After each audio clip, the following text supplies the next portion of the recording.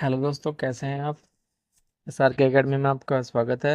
इस वीडियो में मैं आपको बताऊंगा कि अगर आपके सिस्टम आपके पीसी में ये वाली प्रॉब्लम आ रही है जिसमें इनवैलिड कॉन्फ़िगरेशन इन्फॉर्मेशन आता है, या फिर सपोज जब भी आप पावर ऑन करते हैं अपने सीपीयू की, अपने सिस्टम की, तो सपोर्ट असिस्टेंट पे खुलता है ऑन बोर्ड डायग्नोसिस पे। तो इसका मैं आपको सोल्यूशन बताने जा रहा हूँ इस वीडियो में। और पूरा आपने अभी तक अगर मेरा चैनल सब्सक्राइब नहीं किया है तो प्लीज़ मेरा चैनल सब्सक्राइब कर लीजिए।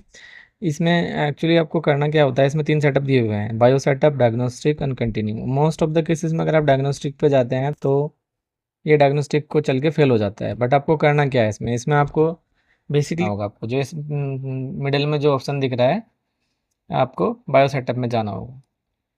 जैसे आप इसमें जाएंगे तो इसमें जाने के बाद तुरंत आपका जो सिस्टम है वो एक बार को ऐसा लगेगा कि बंद हो गया है। ठीक है, उसके बाद वो खुलेगा बायो सेटअप में। बायो सेटअप की सेटिंग मैं आपको जूम करके दिखा रहा हूँ, ये आप देख पा रहे हैं। तो यहाँ पे जनरल सेटिंग के अंदर 4 मेथड दिए हुए हैं। सिस्टम इन्फॉर्मेशन जो लास्ट वाला है, डेट एंड टाइम, सबसे पहले आप इस पे जाइएगा। इस पे जाने के बाद अब ये देखिए, यहाँ पे करना है हमको टाइम सेट। जो करंट टाइम है वो करंट टाइम सेट करना है आपके सीपीयू को। बट अगर आपका अप्लाई का बटन नहीं आ रहा है, जैसे कि मेरा भी अप्लाई का बटन नहीं आ रहा है, तो उसके लिए आपको क्या करना होगा, जो यहाँ पे जो मेथड दिए हुए हैं जनरल में, तो UEFI में ये ऑलवेज एक्सेप्ट इंटरनल HDD पर हो रखा है। बस एक बार ऑलवेज पर करके दोबारा से ऑलवेज पर कर देंगे और फिर डेट एंड टाइम पे हम जाएंगे। तो अब आप देखेंगे, अब अप्लाई मेथड आ चुका है। ठीक है, तो अब आपको क्या करना है, अब आपको करना है टाइम सेट। जैसे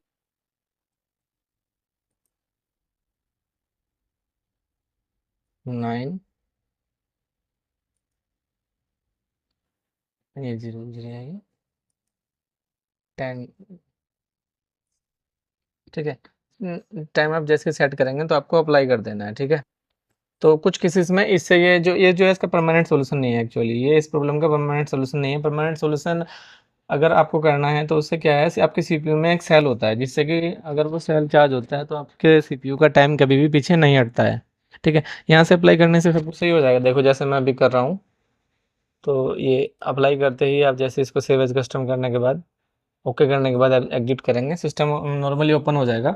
बट जब आप अगेन इसे पावर सप्लाई से ऑन करेंगे तो हो सकता है कि वो इसी बूट पे खुले। ठीक है, उसके लिए आपको करना क्या होगा, आपको अपने सीपीयू को ओपन करना, जो बैटरी सेल दिया हुआ है, लिथियम का बैटरी सेल होता है एक्चुअली, सीपीयू ओपन कराना पड़ेगा। आप खुद से भी कर सकते हैं, आप चाहें तो नॉर्मल स्क्रू ला के खुद से उसमें लिथियम का सेल होता है वो एक्सचेंज कर देना होता है। ठीक है, जैसे कि आप अभी देख पा रहे हो, मेरा जो सिस्टम है वो एज ए नॉर्मल ओपन हो चुका है।